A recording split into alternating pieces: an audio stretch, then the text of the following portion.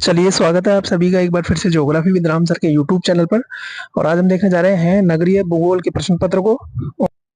नगरीय भूगोल के प्रश्न पत्र में कौन कौन से प्रश्न आपके इस साल के लिए इम्पोर्टेंट है, उन सभी को हम देखेंगे आज की इस क्लास में। पिछले वीडियो में हमने भौतिक भूगोल से संबंधित और इसके अलावा हमने पिछले वीडियो भौगोलिक चिंतन के इतिहास से संबंधित प्रश्न पत्रों को देख लिया था। और आज के इस वीडियो में हम नगरीय भूगोल के प्रश्न पत्रों को लेकर के चर्चा करेंगे। 2025 के लिए संभावित प्रश्न पत्र मैंने बनाया है, तो देखिए देखते हैं इन प्रश्नों को।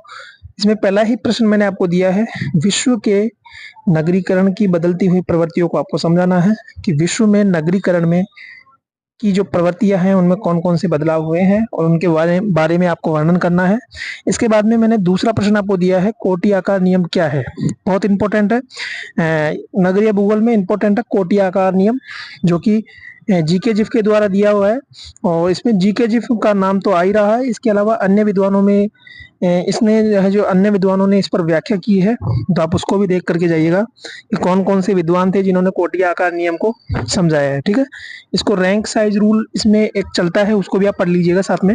मैं आपको 60 के प्रश्न भी इसमें बता रहा हूँ, कोटि आकार नियम, रैंक साइज रूल, ये सभी आप पढ़ लीजिएगा, इंपॉर्टेंट है ये। इसके बाद में तीसरा प्रश्न मैंने आपको दिया है, नगरों के कार्यात्मक वर्गीकरण की विधियों को बताना है कि नगरों के कार्य में कौन कौन सी विधियां हैं जिनको हम उपयोग में लेते हैं, तो उन सभी के बारे में आपको वर्णन करना है। प्रश्न ये भी आपको कहीं ना कहीं मिल जाएगा, नगरीय भूगोल से संबंधित इंपॉर्टेंट प्रश्न है। इसके बाद में प्रश्न नंबर नेक्स्ट मैंने आपको दिया है, नगरीय भूगोल क्या है। देखिएगा, आप कोई सा भी भूगोल का पेपर पढ़ लीजिएगा, मानव भूगोल पढ़ लो, संसाधन भूगोल पढ़ लो, है भौतिक भूगोल पढ़ लो, या फिर भौगोलिक चिंतन का इतिहास पढ़ लो, जैसा भी आप भूगोल का प्रश्न पत्र पढ़ रहे हो उसके प्रकृति और विषय क्षेत्र दोनों पूछे जाते हैं, ये तो इंपॉर्टेंट है। यदि आप नगरीय भूगोल पढ़ रहे हो तो नगरीय भूगोल के प्रकृति विषय क्षेत्र पूछे जाएंगे, आप मानव भूगोल पढ़ रहे हो तो मानव भूगोल के प्रकृति विषय क्षेत्र पूछे जाएंगे।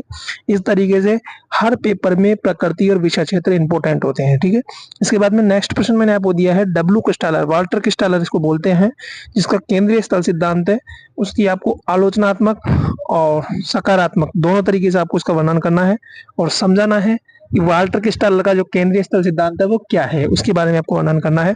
जिसमें उन्होंने सीबीडी बताया है, केंद्रीय स्थल सिद्धांत में उन्होंने साग सब्जी पेटी है, लकड़ी पेटी है, ईंधन पेटी, ऐसी कुछ वर्णन किया है 6-7 पेटियों में, तब उनको पढ़ लीजिएगा, इंपोर्टेंट सिद्धांत है। ठीक है, इसके बाद में नेक्स्ट प्रश्न मैंने आपको दिया है, सीबीडी क्या है, सेंट्रल बिजनेस डिस्ट्रिक्ट, केंद्रीय व्यापार क्षेत्र क्या है। इसके बाद में सीबीडी के एरिया भी इसमें बताए गए हैं। सीबीडी इंपोर्टेंट जो क्षेत्र होता है वो होता है जिसके अंदर नगरों के उपवास, कार्यालय, ऑफिस, सारी व्यवस्थाएं सीबीडी के अंदर होती है।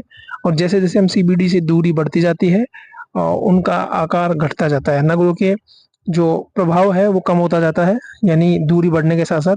तो ऐसा कुछ मॉडल है सीबीडी, सेंट्रल बिजनेस डिस्ट्रिक्ट इसको बोलते हैं, केंद्रीय व्यापार क्षेत्र, इसको भी आप पढ़ लीजिएगा, इंपॉर्टेंट है। ठीक है, इसके बाद में नेक्स्ट प्रश्न मैंने आपको दिया है, कुछ सिद्धांत भी यहाँ जो बचे हुए थे नगरीय भूगोल से संबंधित मैंने आपको दिए हैं, हैरी सुलमैन का मल्टीपल न्यूक्लियर थ्योरी, बहु केंद्रिक सिद्धांत, इसके अलावा सैटेलाइट नगर मैंने आपको दिए है, primate city, Mark Jefferson, Mark Jefferson, GK Zipf, Mark Jefferson के ये सारे सिद्धांत है, ये प्राइमेट सिटी है, होमर होवेट का खंड मॉडल है। ठीक है, इसको आप पढ़ लीजिएगा। ठीक है, इसके बाद में है नगरीकरण क्या है, वृद्धि और विकास को आपको बताना है, नगरीकरण में कौन कौन सी वृद्धि है और विकास की जो समस्याएं हैं उनको आपको बताना है, नगरीकरण की वृद्धि और विकास में कौन कौन सी समस्याएं आ रही हैं। इसके बाद में अगला प्रश्न मैंने आपको दिया है, अमलैंड क्या है, ग्रामीण नगरीय उपांत संबंधों की आपको व्याख्या करनी है।